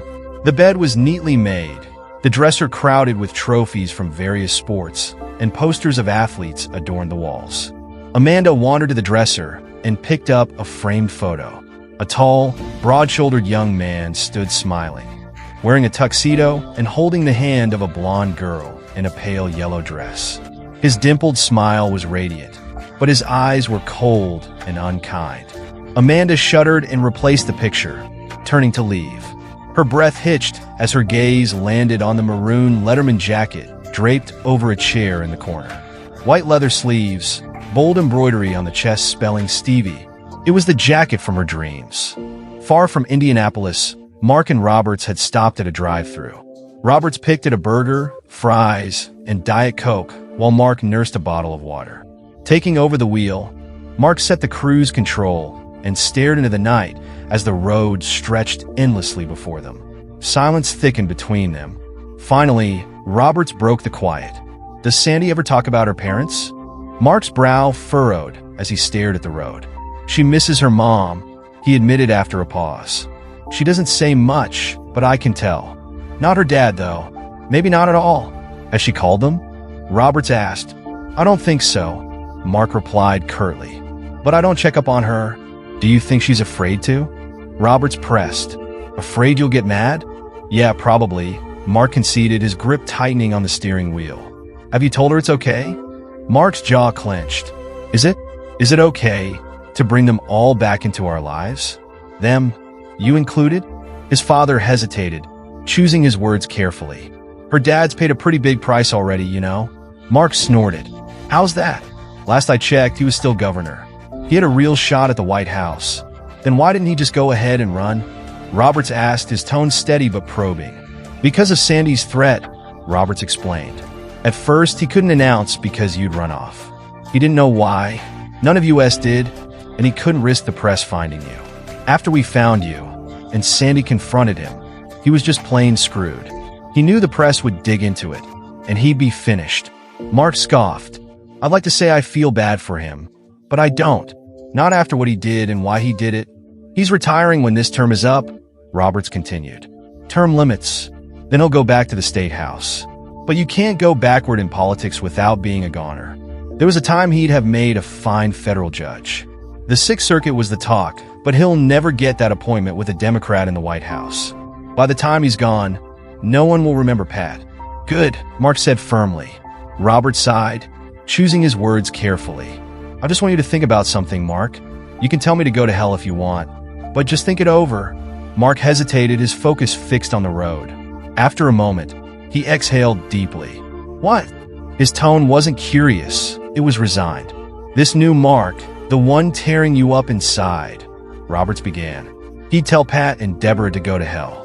But the old Mark, son, the old Mark, he'd have given them a second chance." Mark's lips twitched in a sardonic smile. "So, you're saying I should give you and Mom a second chance too?"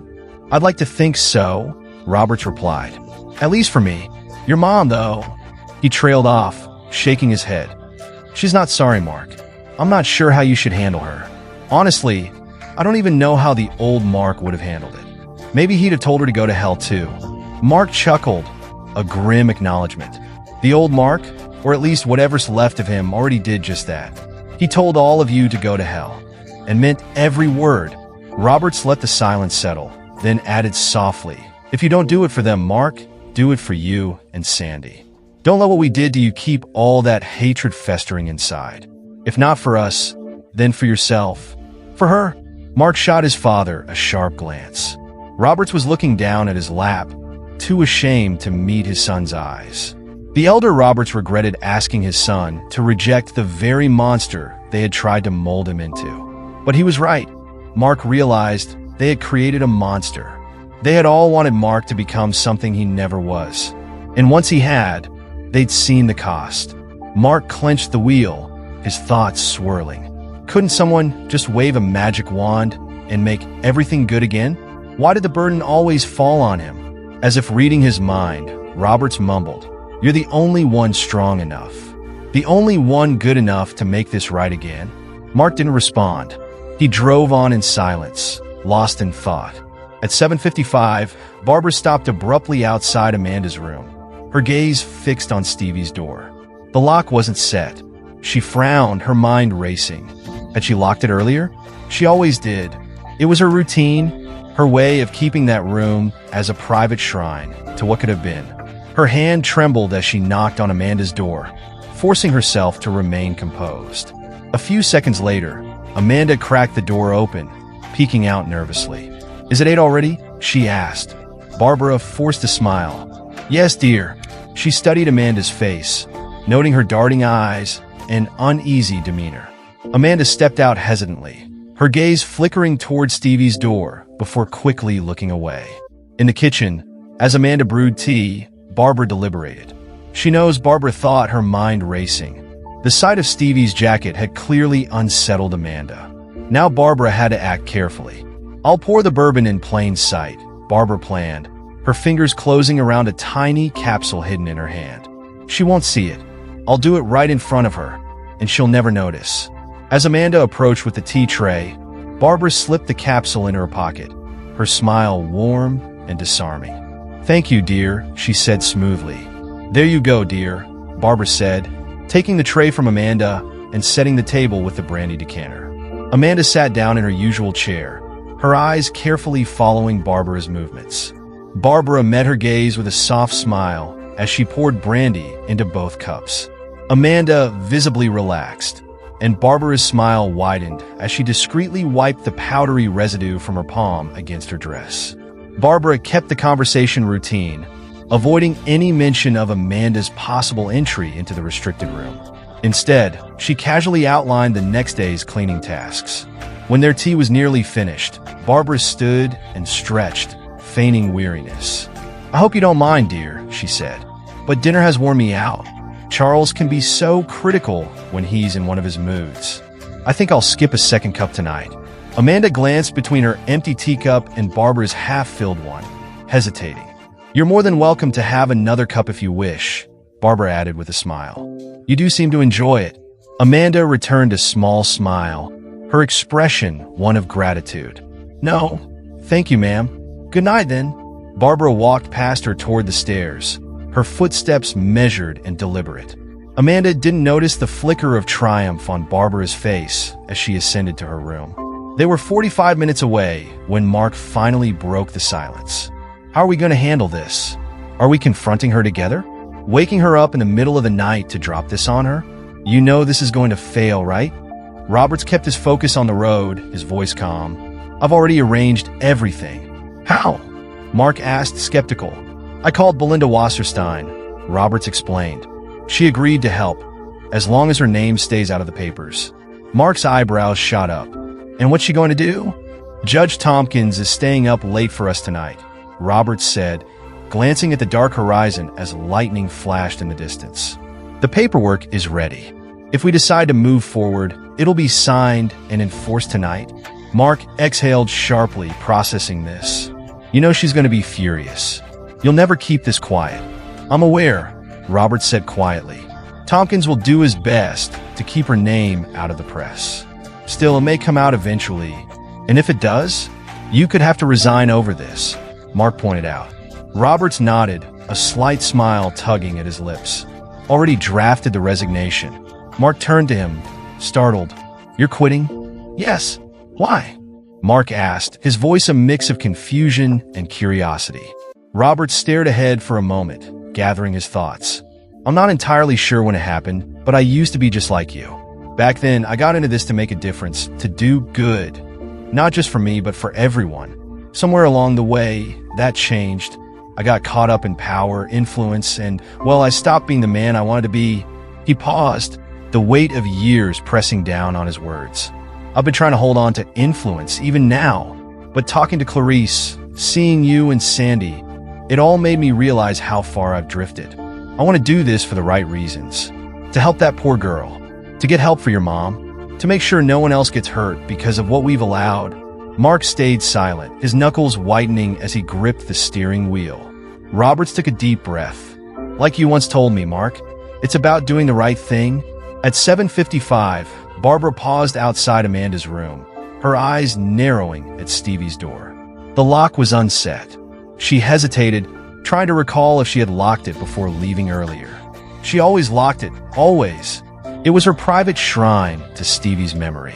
Her knock on Amanda's door was lighter than usual, her composure carefully intact. After a few seconds, Amanda peeked out, her face pale. "Is it 8 already?" she asked nervously. Barbara smiled. "Yes, dear." She studied Amanda's darting gaze and stiff posture as the girl stepped out, avoiding eye contact. Amanda's glance toward Stevie's door was quick but telling. While Amanda busied herself in the kitchen brewing tea, Barbara sat in the library, her mind racing. She knows. The realization strengthened her resolve. She reached in her pocket, feeling the small capsule there. She'll never suspect a thing. When Amanda entered with the tray, Barbara's smile was warm and disarming. "Thank you, dear," she said sweetly, hiding the capsule in her palm. Her plan was already in motion. "That's going to have to be good enough," Mark said, his voice carrying a tinge of weary humor. "You're a Boy Scout. Guilty as charged." 15 minutes away, the clouds broke, revealing a massive full moon. Its orange hue, streaked with deep red, seemed to hang low on the horizon, casting an eerie glow toward their destination. Mark glanced up at it, his eyes lingering on the strange sight. "Jesus," he muttered, his voice filled with quiet awe. "Look at that." Roberts followed his gaze. "It's different. It's Halloween, Dad," Mark said, his tone tinged with irony. "Didn't you notice?" Roberts didn't reply. He kept his eyes on the glowing, blood-colored moon as it loomed ahead, leading them home. Amanda struggled to keep her eyes open, but an oppressive drowsiness tugged at her, dragging her down. She knew she had been drugged. Fear surged through her as the image of the boy from the hallway filled her mind, the maroon jacket etched in her memory. She wanted to cry out, to run, but her body refused to respond. Darkness consumed her. "Are you there, Fess?" Roberts's voice cut through the tension as he spoke into his phone. "Everything's ready? Good. Do me a favor. Call Sheriff Farley and give him a heads up. Don't tell him too much yet, just enough to make sure he's alert." He hung up as Mark pulled up to the guard shack.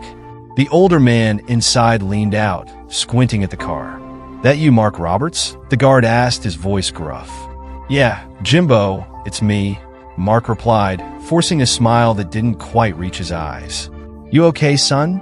Jimbo asked, his concern genuine. Mark nodded toward the house at the top of the hill. "Just stopping by to see Mom?" The guard gave a small, knowing nod. "She's up there. Got back around 8. Just her and the housekeeper." Mark didn't wait for more. As the gate lifted, he hit the gas, speeding up the driveway. His father's sharp intake of breath made him glance toward the house. Only one room was lit, Stevie's. The sight made his stomach churn. In her drug haze, Amanda could see him again. The boy in the maroon jacket. His face kept shifting, his features indistinct. She tried to speak, to push him away, but her body was heavy and unresponsive. "You're not Clint," she murmured, her voice weak. "Of course I'm not," he said, his tone mocking. "But you wanted this, didn't you?" Tears blurred her vision as she whispered, "Please, no. Don't lie to me," he snapped, his voice filled with anger. "You wanted this before." Her heart pounded as terror gripped her. She summoned every ounce of strength left in her and screamed. Mark and Roberts bolted from the car, sprinting to the front door. Roberts fumbled with his keys, finally unlocking it. "Where?" Mark demanded, his voice urgent. "Check my bedroom," Roberts called. "I'll check Stevie's." Mark was halfway up the stairs before Roberts finished speaking. He flung open the bedroom door, his eyes scanning the empty room. "She's not here," he hissed. Roberts ran to Stevie's room, unlocking and throwing the door open. It was empty too. Panic mounted as they met in the hallway, their breath heavy. Then they heard the scream. Mark charged toward the sound, throwing his shoulder against the door. It burst open, splinters flying. Roberts followed, flipping on the lights. The scene before them made them freeze. On the bed lay Amanda, trembling and terrified. She was dressed in Stevie's old Letterman jacket. Her wide, pleading eyes met theirs, filled with desperation. Standing over her was Barbara, her face a mask of fury. "How dare you?" Barbara shrieked, her voice full of rage. Mark's eyes locked onto Amanda, then back to Barbara. "What the hell are you doing?" He roared, his voice shaking with anger. Barbara didn't flinch. Her eyes gleamed with defiance as she stood between them and Amanda, her presence radiating madness. Robert stepped forward, his face pale. "Barbara," he said, his voice low but firm. "Step away." Barbara laughed, a chilling sound that echoed through the room. "You don't understand," she hissed. "None of you ever understood." Mark clenched his fists, his rage boiling over. "Get away from her. Now!" Barbara's smile vanished, replaced by a look of twisted satisfaction. "This is all for him," she said, her voice soft and eerie. "For Stevie." Roberts reached for his son's arm, trying to steady him. But Mark broke free, his voice trembling with both anger and heartbreak. "He's gone, Mom. Stevie's gone." Barbara's face crumpled at the words, and for a fleeting moment, her expression was one of raw grief. Then, just as quickly, it hardened again, and she turned back toward Amanda. "Get off her now!" Mark shouted, his voice breaking with fury as he rushed forward. He pushed Barbara aside with enough force to send her stumbling, but kept his movements gentle as he lifted Amanda into his arms. The young woman clung to him weakly, her body trembling in his grasp. "I'm calling the police," Mark declared, his jaw clenched, daring his father to challenge him. Roberts merely nodded, his eyes filled with sorrow as they lingered on the terrified girl. He reached out and brushed a tear from Amanda's cheek, but it only made her cry harder, her tears now flowing with a mixture of fear and relief. Barbara sneered, her lips curling in contempt. "Oh, how noble! The two of you galloping in to save the day. How positively delightful." Mark shot her a look of disgust, but Barbara wasn't finished. She clawed her way up from where she had fallen, her movements jerky and unsteady, and turned to face them. "How could you?" Mark asked, his voice low and raw with emotion. Barbara's face twisted into a grotesque mask of contempt and anger. "How could I what? You sanctimonious fool? How could I do this?" She laughed, the sound grating and hysterical. "Because Stevie wanted it. That's how." "Stevie's dead," Mark snapped, his words slicing through the air like a whip. Barbara's laughter grew louder, spilling over into tears that left streaks on her flushed face.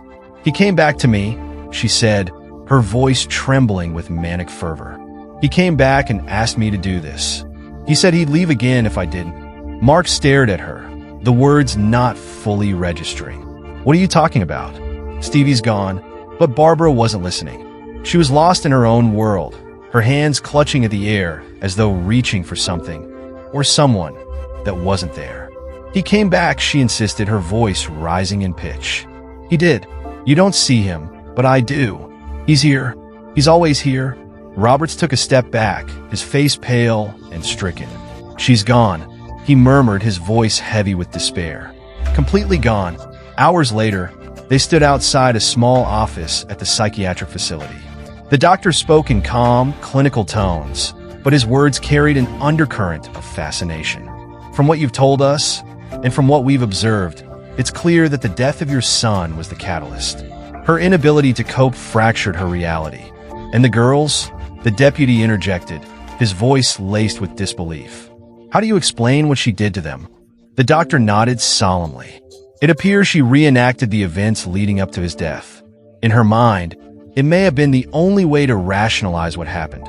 By recreating that night, she could convince herself it wasn't what it seemed, that it wasn't entirely his fault. Mark's patience snapped. "Don't try to explain this away like it was some coping mechanism," he growled. "She hurt those women. She brought them here and broke them." The doctor's expression turned patronizing, but Mark's father cut him off before he could respond. "She did it for herself," Roberts said quietly. "Not to justify Stevie's actions, not to make peace with what he did. She did it because she wanted to keep him with her. She was selfish, and it was wrong." The doctor pressed his lips together, clearly unhappy with the interruption.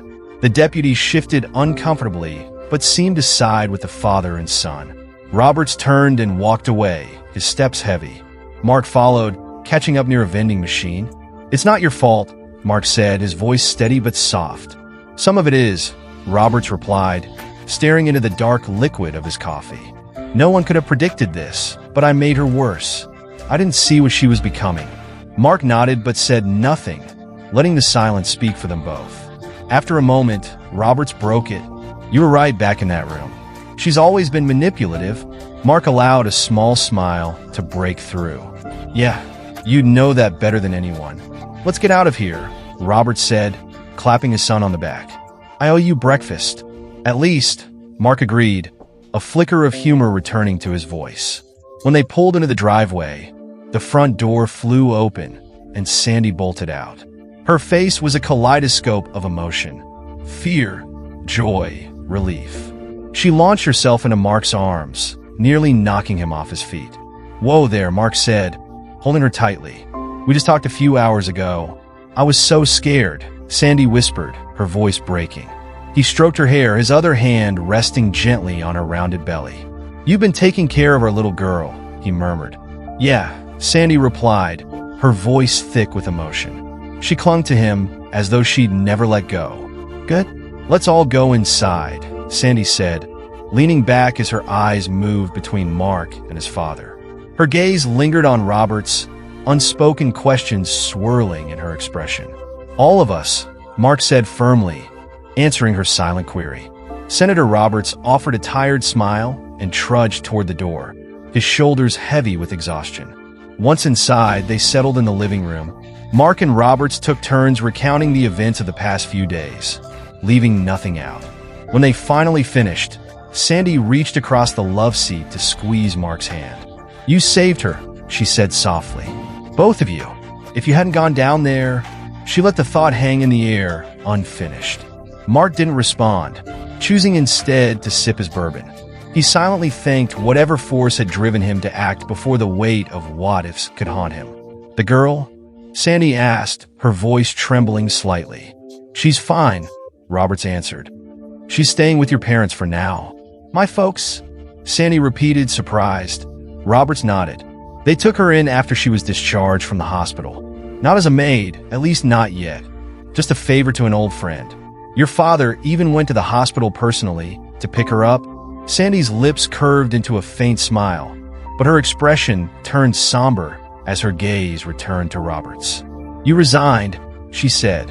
"It was all over the news this afternoon." Roberts nodded. It was time. For a moment, Sandy seemed at a loss for words. Then she turned to Mark, her face clouded with sadness. "I want you to call your folks," Mark said, his tone gentle but firm. "Maybe make some plans to see them."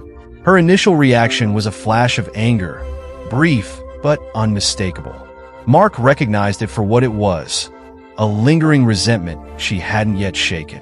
That flash of emotion gave him a moment of bitter satisfaction, but it quickly faded, leaving him ashamed of himself. "This isn't a trick," he said, his voice steady. "I'm not testing you, babe. Really, I'm not. In fact, I'm insisting." Her eyes searched his, trying to understand his motives. "It's been long enough," Mark continued, glancing at his father for a moment before returning his focus to Sandy. "I like the old Mark better. The one I used to be. The one you fell in love with. He needs to come back and stay." "But they'll interfere," she said hesitantly. "Probably," Mark admitted with a small smile. "But it'll be the kind of interference grandparents are supposed to bring. Not the kind that ruins lives." "How do you know that?" "I don't," Mark said simply. "But we've both learned our lessons, right?" Her brows furrowed, and he added, "Remember and learn, Sandy. That's what we agreed on, isn't it? Remember and learn. But that doesn't mean hate and punish." "Not anymore." Her smile this time was one of relief. She leaned forward and wrapped her arms around him, whispering, "Maybe tomorrow. I've got other plans until then." Mark heard his father shift, the sound of his chair creaking as he stood. "I'll take that as my cue to leave," Roberts said, his voice low. Mark broke the hug and stood as well. "Speak with you outside for a moment?" he asked. His father hesitated, then nodded. Once outside, Roberts leaned against the car, his face etched with fatigue. "What?" he asked, his tone a mix of curiosity and caution. "What did you see?" Mark asked directly, his gaze sharp. "What do you mean?" Roberts replied, but his face betrayed him. "You know what I mean? What did you see when we slammed into that room? Who was standing over her?" Roberts' lips pressed into a tight line. He avoided his son's eyes, but after a long moment, he shook his head. "I saw Stevie," he admitted. Mark exhaled shakily, relieved he wasn't the only one. "Me too," he whispered. "Yeah," Roberts said, his voice subdued. "We need to tell someone," Mark said. "Tell them what?" Roberts asked bitterly. "That the ghost of my violent, deranged son is real? They'll lock us up right alongside her." Mark opened his mouth, but no words came. His father was right. There was no way to explain what they had seen, no way anyone would believe them. Without another word, Roberts climbed into the car. With a brief wave, he drove off, leaving Mark alone under the orange glow of the harvest moon. As the car disappeared down the street, Mark's mind replayed the scene from the night before. The crazed look on Stevie's face, the eerie sense of his presence. It all felt too real. Mark shivered despite the warm night air, haunted by the memory of a voice he could never forget. "I think I'll just take it from here," Stevie had said with a wide, unsettling grin. Mark shook his head, trying to banish the image, but it lingered, as vivid as the moonlight guiding him back inside. Some truths are too heavy to bear, and some scars cut too deep to ever fully heal. What remains is the choice to face them, to learn from them, and to remember, without letting the past define the future. For Mark, Sandy, and Roberts, this chapter is a painful reminder of the darkness that can linger in love, loss, and family.